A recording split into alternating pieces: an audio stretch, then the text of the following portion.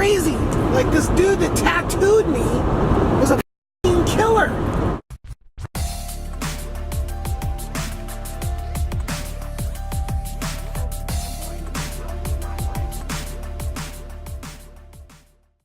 So Jay and I were into concerts, and that was our thing. But concerts started, like, when we first started going to concerts, it was like, we'd go, and I wasn't even 21 yet, so we'd go and I, drink a little bit and then get in there. And although I had pretty solid ID all my 20th year, so I was pretty much golden, but I would just drink too much, and I literally black out, pass out, go to sleep in concerts drunk, just in White Zombie one time. So then I had the bright idea that I just needed to be doing like coke or meth or something, so I didn't fall asleep. Well, then it was like, God, you do coke and it's just like you keep doing it and doing it and doing it, or you do meth and it just burns the out of your nose, and it's just like, well, what if we do both? What if we do coke to numb the nose, and then we do the meth, and then we go to the concert? I mean, just a giant exclamation point on how lifestyles like that are. We're on our way to go see Tool in concert, which I saw Tool at the Lollapalooza. They were on the second stage. Like, they were brand new, and we saw them. And we were tripping mushrooms. That's right, Lollapalooza. It was Rob and B, Jay and I, mushrooms, and we were like out in the field, and like Tool comes on. We're just like, wow, it's amazing. They went on after a chainsaw juggler. So we were like super Tool fans. So Tool was playing at my favorite venue, which was Salem Armory. We lived out in Malala, so it was like a back road type thing to get there.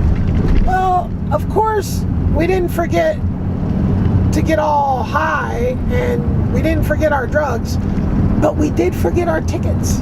So we had to drive all the way back. Then we got to the concert, and the lead singer said something to the effect that, like, he'd been Morrissey in the ass and punching him in the back of the head all night last night. And her and I were like, ew, and left. We left the concert early after showing up late because we forgot our freaking tickets. So yeah, we literally drove halfway there, had to turn around and drive halfway back on crazy ass back roads. That was the kind of life that we had built up for ourselves. When we did have money, we were going to concerts and doing drugs. And then when we were broke, we were staying home and arguing. And let me see, we started at 19, I was 19, and it was about 3 years later that we broke up. And boy, did it get crazy then. I started getting, it's funny, because when I was a kid, like a teenager, I had this mantra about tattoos where I'm not going to get any tattoos because it's just another way where the cops can identify you. It was like, that was a thing. But tattoos ended up being a huge part of just the cultural at that time. And still, I don't know whether they've gone up and down. They're more prevalent, but that's because everybody got tattoos. I don't know about the current rate of tattooing. So, for some reason, when I turned 19, maybe I met Jay when I was 18. Yeah, I seem to remember like my tattoo being like my present for my 19th birthday. Yeah, I think that might might have been the deal. So I got my first tattoo from this shop on 122nd and Powell. And the artist was Tom Slick. And he was this old rockabilly looking dude. And I didn't know a thing about the guy. Like, I can't even really remember. I think maybe I got like a reference from somebody, or I mean, back then everything was word of mouth. There was no reviews. You know, there was tattoo magazines. Yeah, I wasn't into tattoo magazines, so I just ended up getting this guy, and I had this. I'm not an artist, drawing very good at all. I had drawn this super bad stick figure thing with palm trees and a beach and a sailboat, and this guy, he nailed it.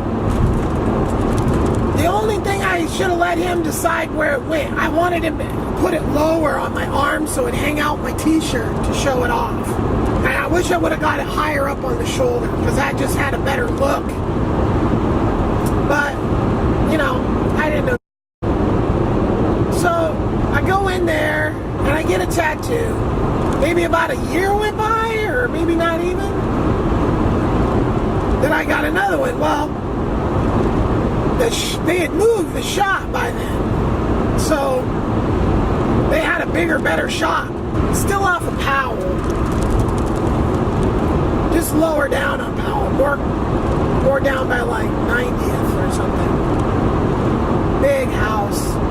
Converted over to a tattoo shop. Very nice. Jay had got herself a tattoo.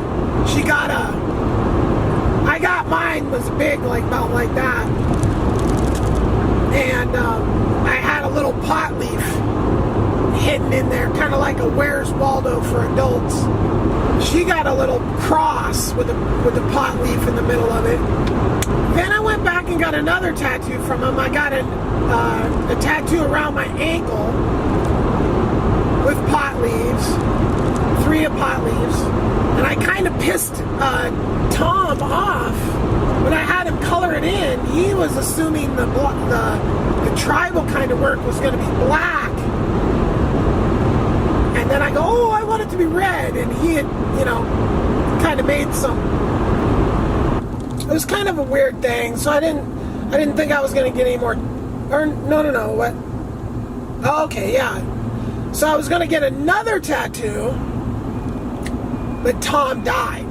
And when Tom died, some very interesting information came out about him and his life prior to tattooing. A lot of it was like when he died, like, I guess he died in the bathtub or something, and found him like a week later, and the house he had was just filled with guns and ammo, like insane level of guns and ammo.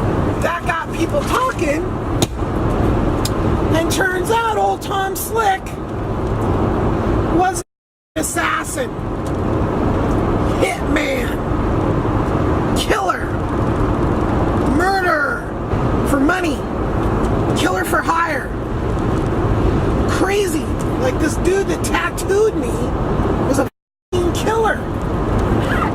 That's so up, really.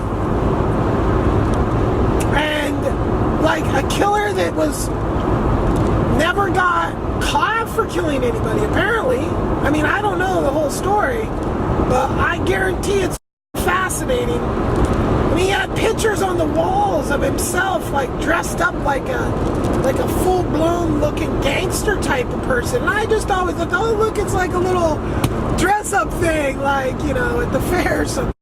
This guy was the real deal. So anyway, he died. And then I was looking for more tattoos. And at the time, time, I was like, I was like the weed guy and partying guy. And there was this tattoo shop called Cool Ghoul. And Cool Ghoul was like just this freakishly ghetto biker, meth, tweaker thing, right? So there was this one dude that Cool Ghoul was based around. And this dude was an amazing artist. And he was an amazing artist. This Cool Ghoul shop was like really a hip among the super hardcore. The people that would get up and just pierce and it was definitely it was right down on East Burnside, and back then that was a rough neighborhood. And this place would have after-hour parties.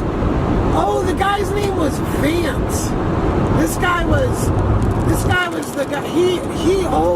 Vance had.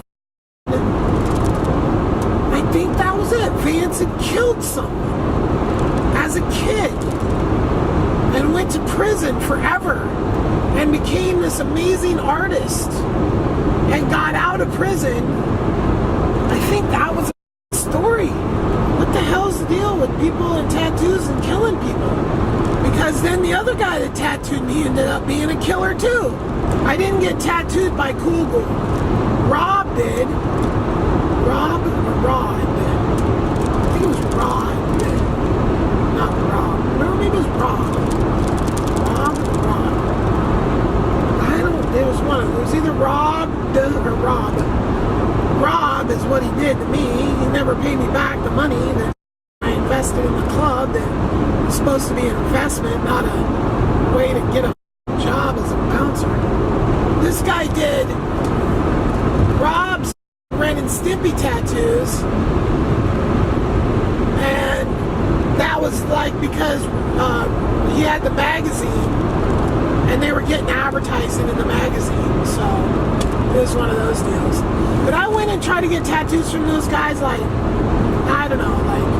2 or 3 times, and they just always had the most fucked up excuses, and then I kind of noticed like they didn't look very healthy, like they were doing a lot of meth or something, or heroin, or who knows. But the bottom line is they were doing a lot of drugs, and when I go in there and say, hey, I want to get a tattoo, they'd say like, we don't have any needles.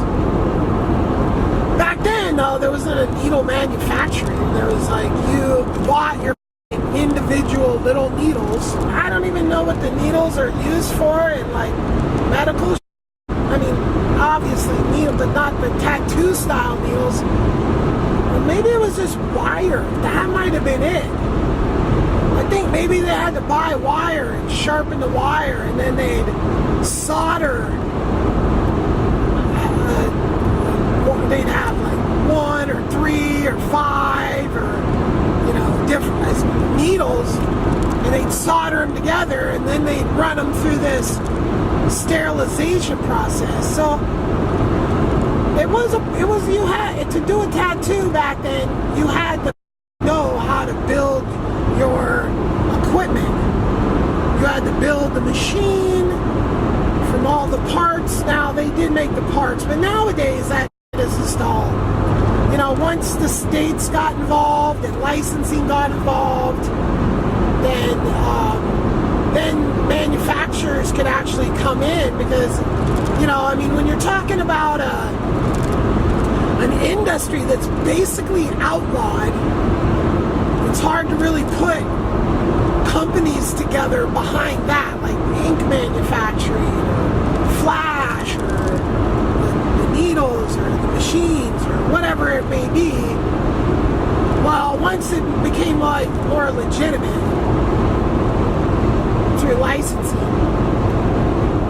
then we started to see companies that would have all this stuff. So for somebody to say they were out of needles back in the day, that's because they had to make their own needles. And if you're partying all the time, you know, so, and I feel kind of lucky in some respects that I never got a tattoo from Cool Ghoul. I got one of their t-shirts, and I partied at their studio a bunch. But yeah, I mean, some of the sterilization problems that I saw, like they gave some people some stuff in their tattoos, and they got shut down. Not surprised if those guys were all dead, because they were just, when your whole life revolves around hard drugs, your days are numbered. Period. You can party on hard drugs on occasions, your whole life even, and not really suffer a lot of detriment from the actual drugs, more from the cut and the impurities than the drugs themselves, and the side effects of, like, you know, dehydration and malnourishment, you know, that comes along with that. But basically, like, if we had a sane society, people would possibly party on drugs a few times a year, you know. But it's not the way it is. After being frustrated trying to get a tattoo from Cool Ghoul, I literally left Cool Ghoul and went to this other shop called a 21st Century Studio of Tattooing. At the time, I walked in there and there was two people in there, Diamond, the tattoo artist, and Jason, the front desk person. And I went in there, I was like, I want tribal, is what I wanted. Tribal tattooing was like the new edgy thing, just all black lines, gnarly. So I got like, and I had this whole like description of how I wanted it to go. A number of years later, I got out a pen, and because I never was happy with that tattoo I got from it. I mean, it was like, he had unfortunately, I walked into a flash tattoo studio, right? So there was no creativity. It was just the ability to trace. Just trace on a tracing paper and then trace onto here. Like, the dude wasn't an actual artist, right? He was a tattoo artist, which does not necessarily mean that you're an actual artist. It just means you're able to basically do good coloring books. If you're good at coloring books, the lines are there, well, basically, I mean, they just trace everything on in coloring book style. I mean, it's not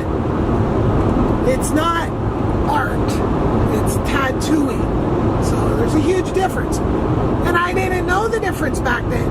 I had no idea. I mean, they all use the paper, but I've never seen my tattoo I got from Tom Slick identical, similar, but I mean, it's tropical. You know, there's not a lot of variation in tropical. Dropping off that check totally reminded me of a story about up here growing weed.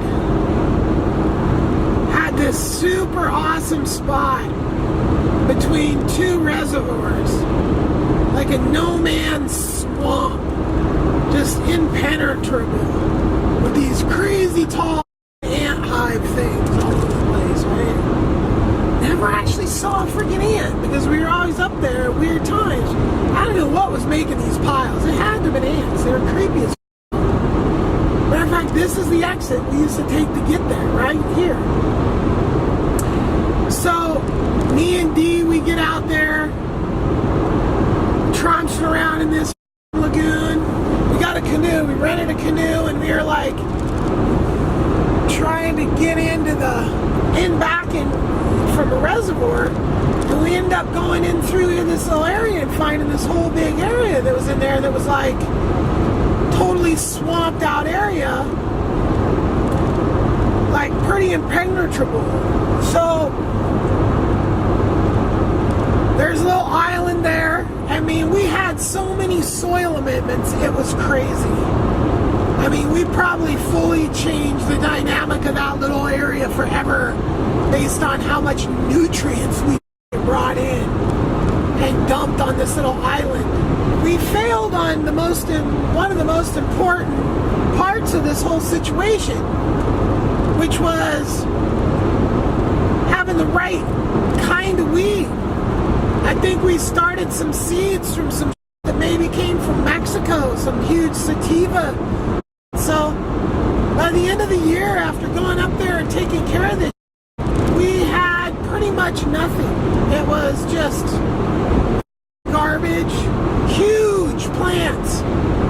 I mean, huge. They dwarfed us. They were like 15 feet tall. They just totally took up everything on this island. Not a bud bigger than my thumb. And they were just straggly. This weed that was like made to grow out in the desert or something. And this wasn't the desert. It was a huge amount of wasted time. Then freaking, I couldn't even say how many years later. Oh, I probably could if I really thought about it. But forever later, that had to have been like 91 or something like that. Again, in like 2007, and in 2007 was another failure because we put everything out there and then everything got flooded. Like a late season rain came and like all our little spots we made were just totally gone. And we had already put the plants in too, so. Yes, and I was on probation for the feds. Yeah, and they're probably gonna watch us and go, we're gonna bust you now.